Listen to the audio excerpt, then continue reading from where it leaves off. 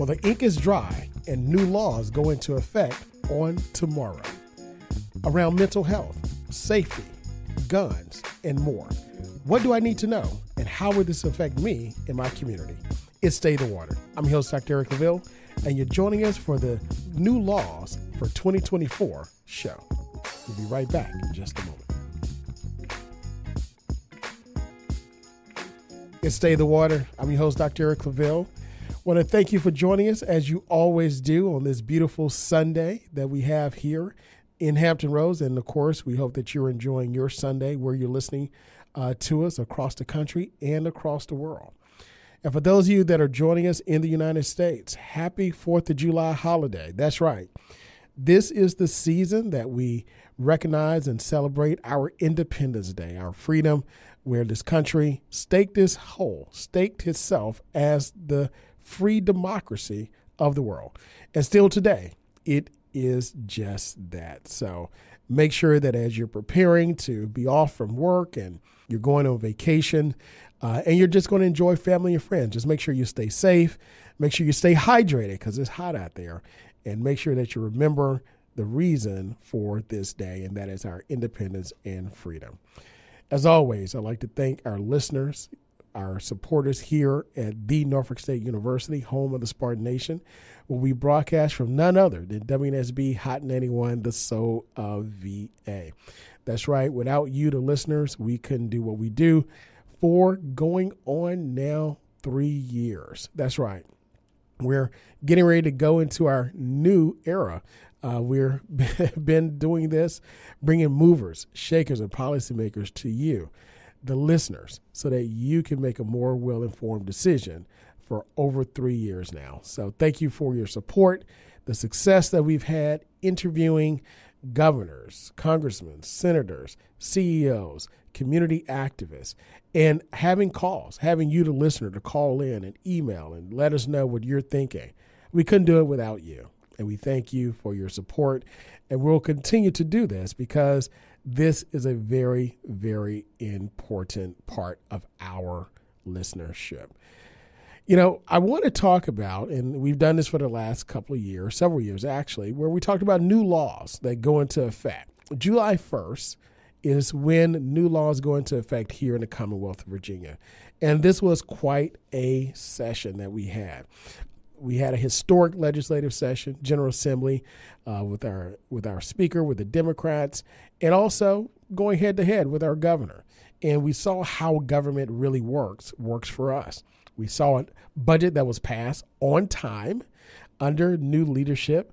We saw where not just passed by Democrats, but it was passed by a majority of the House and the Senate.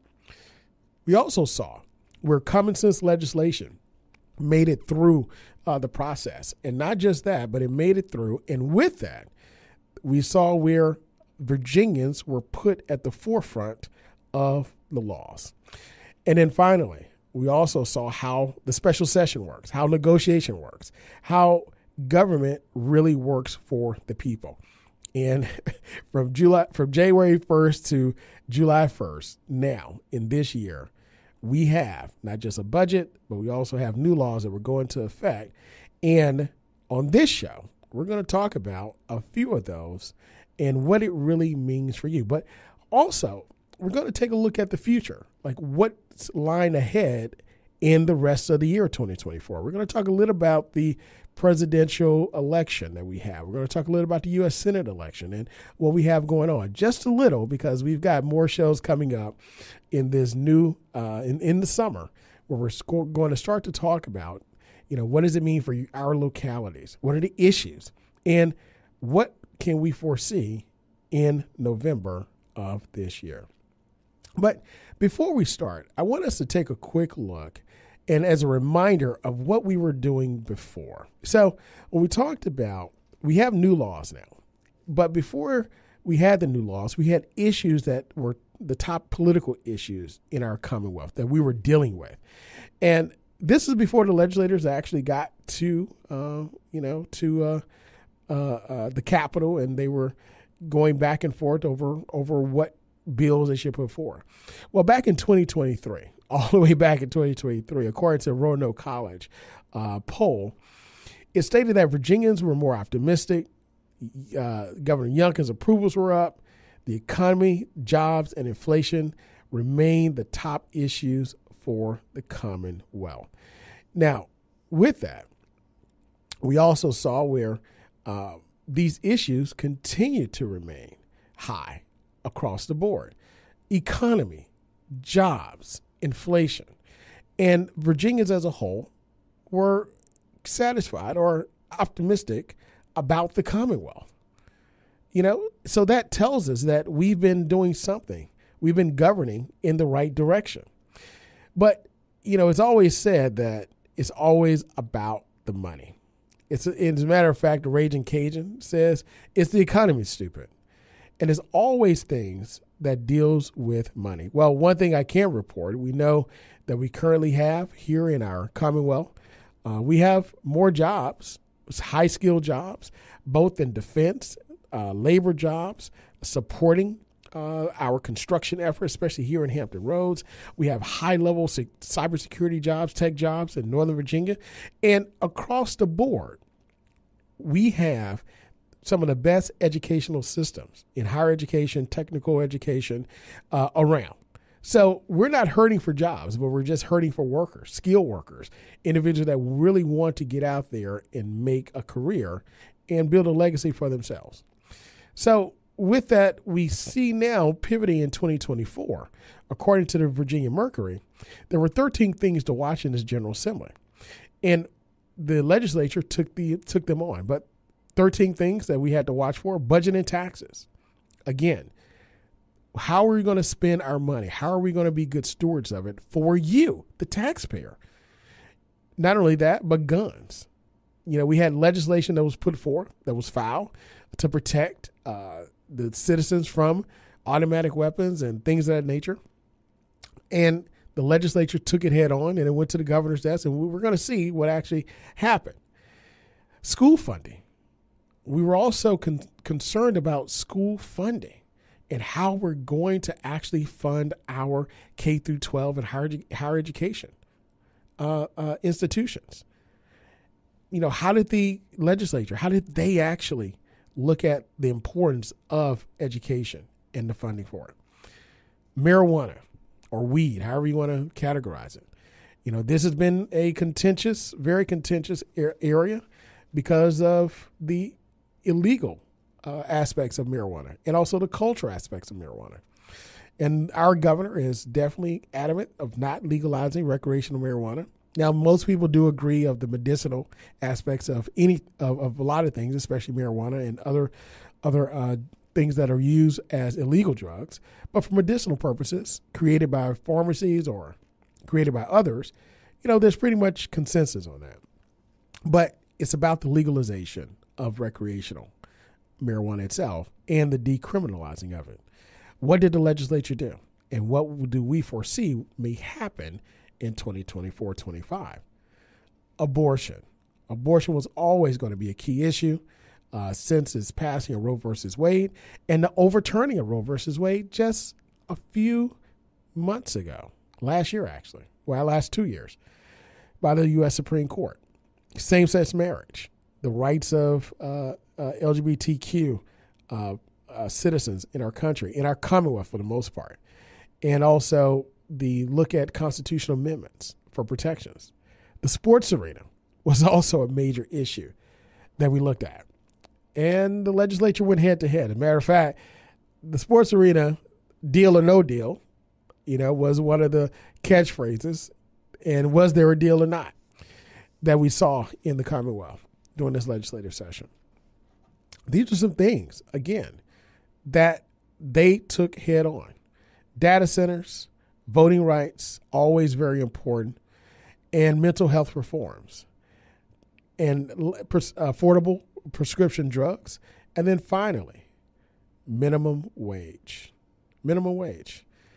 You can't really live in society and support your family unless you have the proper resources in order to do so. But this is the reason for our democracy. This is the reason for our legislative session. This is the reason why we elect people to go up to Richmond and pass these laws to help us. So what did they actually do?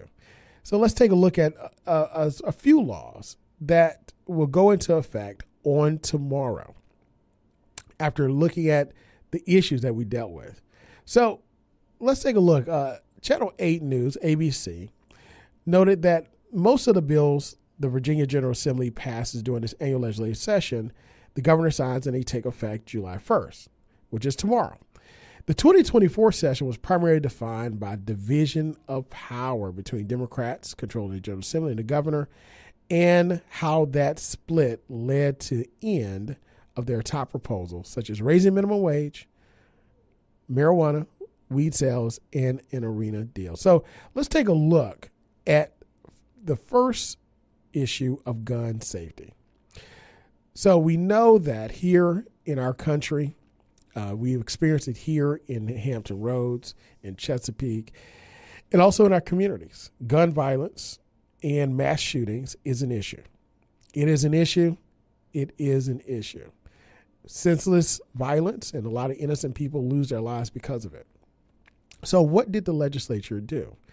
So they made auto sears illegal. Governor Youngkin, expectedly, he vetoed most of the gun control bills the Democrats had on their wish list, but he did sign some that got bipartisan support. One of the laws that take effect on tomorrow is there was a ban to devices known as auto sears. And this is a mechanism that converts firearms to automatically shoot more than one shot without manual reloading. So auto sears, these are these configurations, once again, that can transform. It's usually made out of, it's also called a Glock switch. It's a device made out of metal or plastic that can be attached to a firearm, allowing it to automatically fire, allowing rapid rate of fire. So these are made illegal. Now, the ATF also makes exception for machine guns legally possessed before May 19, 1986. However, it is prohibited that you can transfer or possess these machine guns. So we're looking at gun safety and how these mechanisms will make our society more safe. I'll say one thing. If there's no need for automatic weapons in our society. If you want, there's no need to shoot rapidly if you have to.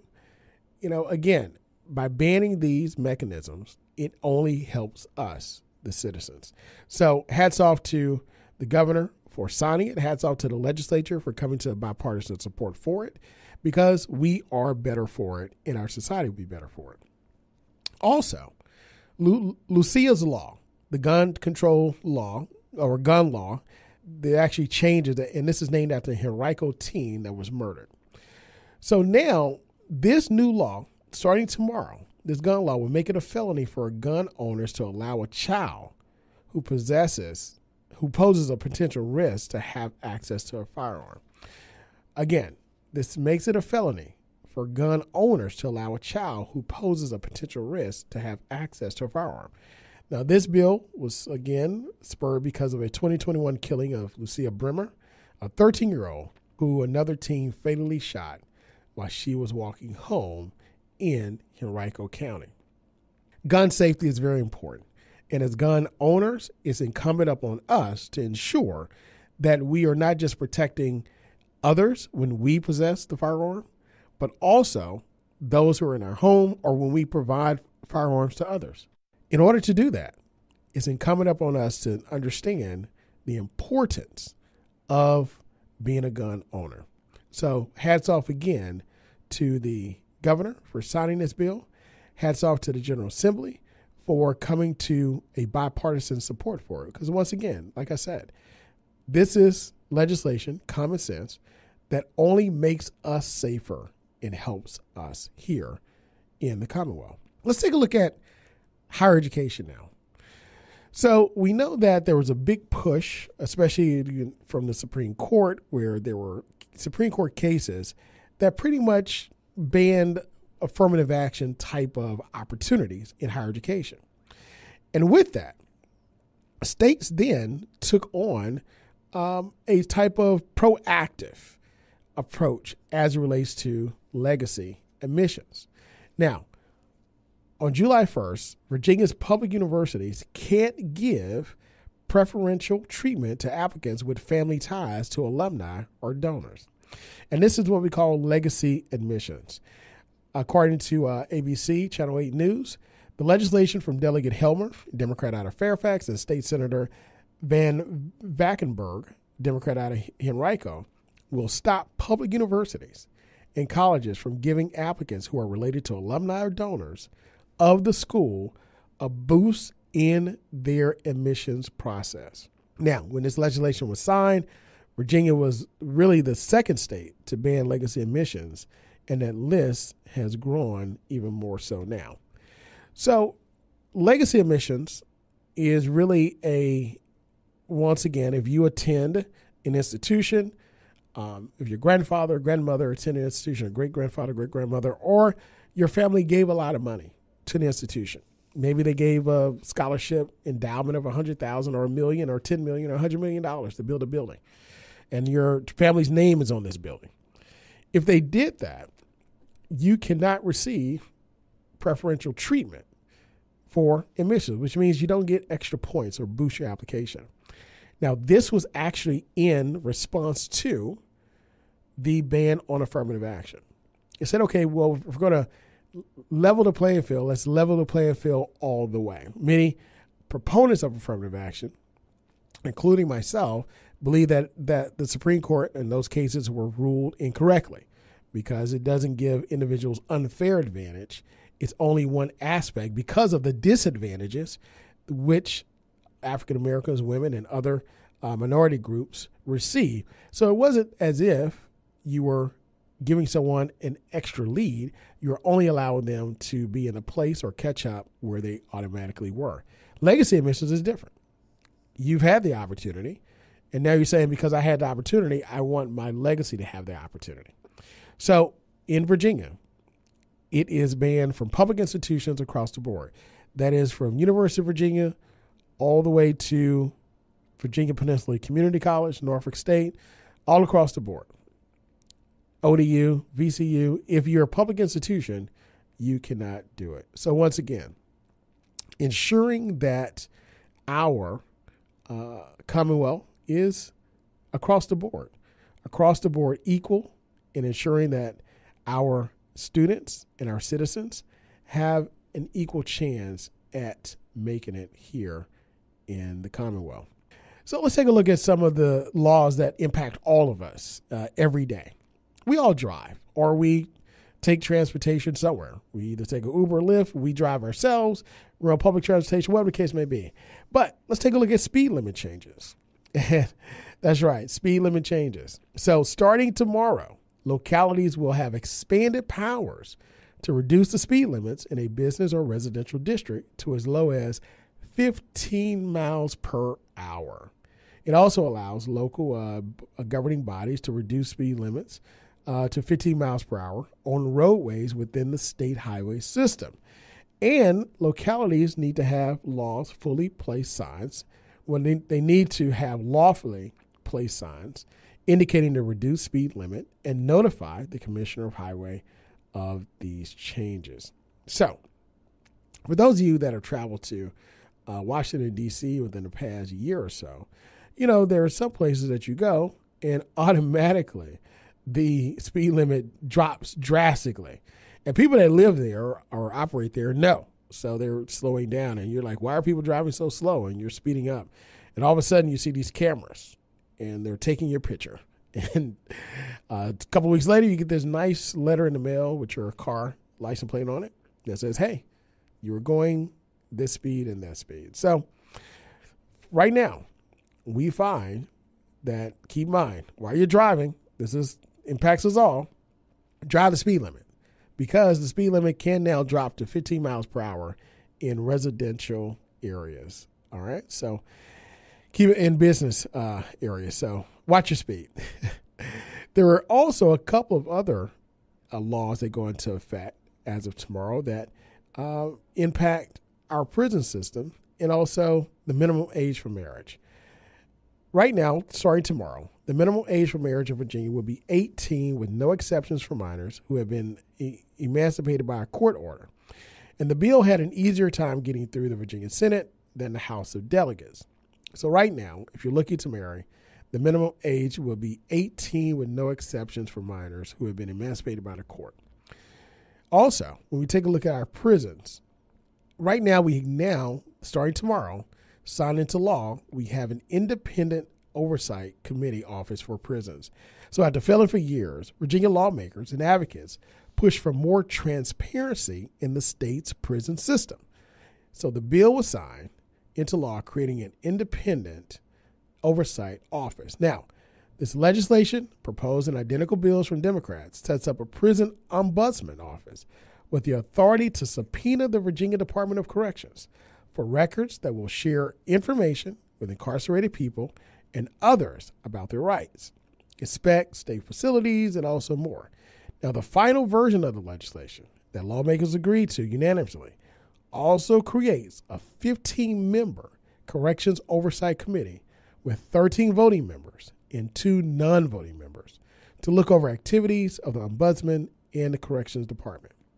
With this, last year's budget set aside money for the ombudsman office and committee, but advocates said the new law will lay out what they will and are authorized to do.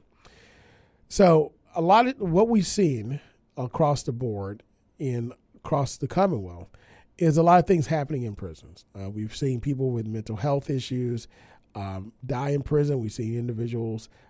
Basically, it raises a lot of questions about what's actually happening in our prisons. So what this law now does, it provides the ability for an oversight committee to analyze these issues. So once again, accountability and transparency, we're all better for it. Also, when we take a look at what's happening in counties in elections, according to Fairfax County, this extends the deadlines. Deadlines to certify election results extends the deadlines for local offices of elections to submit a locality's election results from 7 days to 10 days, allowing the local offices time needed to ensure all ballots are properly counted. And these results are certified and abstracts are submitted in a timely manner. Also, taking a look at access to voting. Again, we're talking about voting. Access to polling places. New legislation clarifies that individuals with disabilities, not just physical disabilities, can vote curbside. The new law will also require training for poll workers on disability access. In addition to this, additional legislation requires local registrars to post information at the previous location when a polling place location changes, including information on how to find a new location to assist any voter who is unaware of the change. And another new law for voting. It requires that notice of change in election district, precinct, or polling place be mailed to all registered voters at least 30 days prior to the next election. Current law requires the mailing at least 15 days only. So let's talk about elections. Let's talk about voting. Let's talk about access to the polls. Let's talk about our democracy. So we've seen across the board where certain parts of the aisle, and it's the Republican side of the aisle, across the country, have fought against access to the polls, access for voting rights, increased protection for voting rights. And across the board, Democrats have fought for access, more access to the poll, more access to the voting box, to the ballot. In the Commonwealth of Virginia, under Governor Northam's administration and Democrat-controlled General Assembly, we saw tremendous access open up to the ballot box. 45-day early voting, mail-in ballots, across the board, notices to be able to be mailed and provided to individuals, the ability to vote with various IDs. We saw tremendous access, persons accessing polls, and increase in voting. And up until just this year, last year, Governor Youngkin ran on, the Republican Party now said, early voting works. After years of fighting against it, it works. And guess what? It does.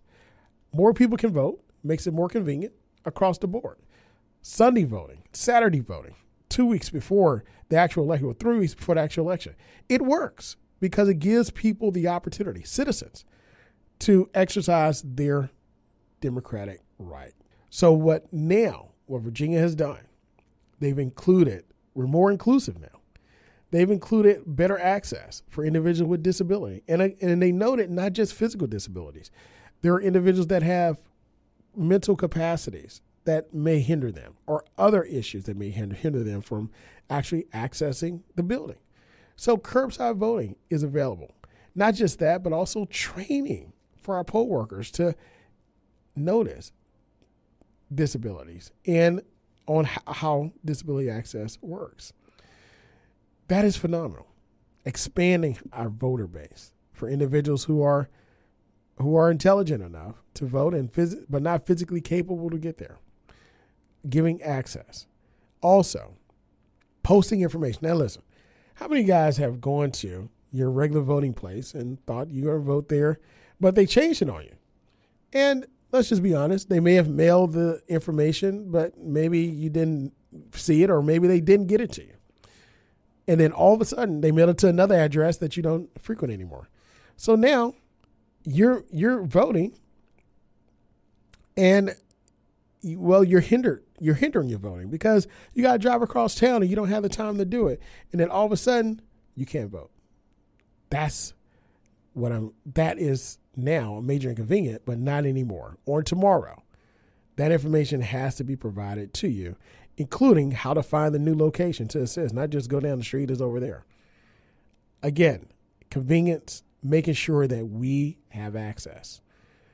Also, the new law requires the change in election districts be mailed to you 30 days before. Once again, knowing where you're going to vote. And lastly, submitting the election results. Because of the different ways you can vote, this is important to be able to submit an accurate count. Those 3 days are vital. Those 3 days are tremendous. Those 3 days are really going to make a difference in a lot of elections. And then finally, the laws that we don't have. Veto on legalized marijuana sales.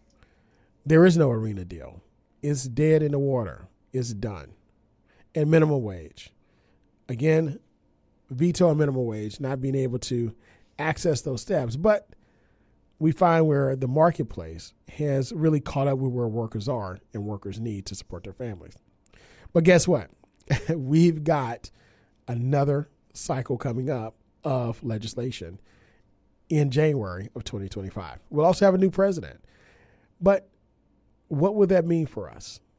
We're going to discuss that on the next Day in the Water because, as always, we get going and we run out of time. But I'd like to thank you for listening to us as we go into right now, starting our fourth year. Over 3 years we've been doing this. We're starting our fourth year. And we only could have done it. We could not have done it without you, the listener. So once again, thank you for your support. I thank God for the ability to come here and be able to do what I love. I thank God for this institution, for this radio station, and you, the listeners. So hopefully you join us again next Sunday. Be safe on your 4th of July. And once again, as always, be good, be great, God bless, and we'll see you next week. Hi, I'm Carrie Washington, and you're listening to State of the Water with award-winning host Dr. Eric Clavel.